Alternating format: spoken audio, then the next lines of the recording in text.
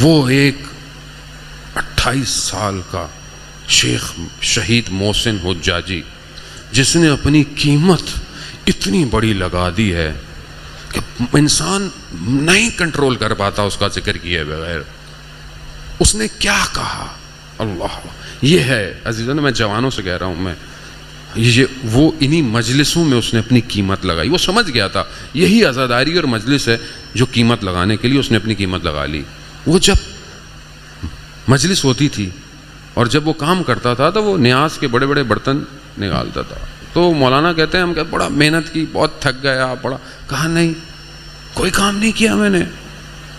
کہا اگر کوئی کام کرنا ہے امام حسین کے لیے تو وہ اپنی گردن دینی ہے.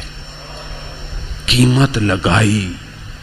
گیا کیا لکھتا ہے؟ لکھتا ہے اپنے بیٹے کو وصیت. بیٹا کتنے 2 سال کا ہے. کیوں لکھ رہا ہے؟ کیونکہ بڑا ہوگا. یہ ہمیں کہنا چاہ رہا ہے بھائی، وہ جانتا ہے کہ بیٹے کے ذریعے سے کس کس کو پیغام دینا ہے. کہتا ہے بیٹا میں تم سے اور تمہاری ماں سے بہت محبت کرتا ہوں، لیکن میں تمہاری محبتوں کو دل سے اکھاڑ رہا ہوں، جدا کر رہا ہوں. کیوں؟ کیونکہ مجھے حضرت زینب کی محبت کھینچ رہی ہے. قیمت ہے نا، قیمت لگائی ہے. گیا گردن دے دی، سردار بن گیا. اس دور میں گردن دینے والوں کا سردار بن گیا. اپنے بیٹے کو کہتا ہے کہ بیٹا اپنے آپ کو اس مقام پہ پہنچا دینا کہ خدا تمہارا خریدار بن جائے. خدا خریدار. اب قیمت لگائیں اپنی اس عالم کے اندر. میری قیمت کیا ہے؟ قیمت کپڑوں سے نہیں ہے کہ میں اچھے کپڑے پہنتا ہوں، میں یہ پہنتا ہوں. نا، قیمت وجود کے اندر جو عشق کی آتش ہے، قیمت اس سے لگتی ہے. نشاط عطا پوری جو ہے وہ تذکرۃ الاولیاء میں اسی ایک جوان کی قیمت بتا رہا ہے. ایک جوان جس کا نام حسین یوسف ہے، پسر حسین. اس کو اسی نام سے اس میں لکھا اس نے، یوسف پسر حسین، یعنی یوسف حسین کا بیٹا. کسی قبیلے میں دوسرے قبیلے میں گیا کام کرنے.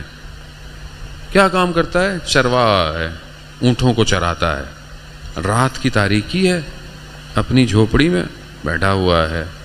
اچانک سے جھوپڑی میں ایک جوان عورت داخل ہوئی. کیا دیکھتا ہے؟ قبیلے کے سردار کی بیٹی ہے. ایک دم پیچھے ہٹتا ہے. اس کو کہتی ہے کہ جب سے تم آئے ہو میری تم پر نگاہ ہے، تم بہت خوبصورت ہو. اب اس کا بدن لرزنا شروع ہو جاتا ہے. وہ اس کے اور آگے آتی ہے، یہ اور پیچھے ہٹتا ہے. وہ کہتی ہے میں تمہارے لیے حاضر ہوں. اس کے بدن پہ جو کپ کپی تاری ہوتی ہے، ایک دم اپنی جھوپڑی سے بھاگتا ہے.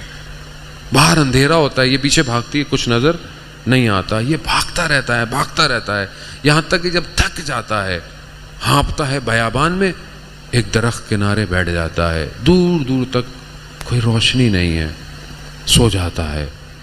کیا دیکھتا ہے کہ اچانک سے پورا بیاباں روشن ہو گیا ہے. ایک عجیب سی ہری روشنی ہے. دیکھتا ہے کہ کچھ ملائکہ آ رہے ہیں. جب ملائکاؤں کو دیکھتا ہے تو کہتا ہے کہ تم کون؟ کہا ملائکہ. کہا کیوں آئے ہو؟ کہا تمہیں لینے آئے ہیں.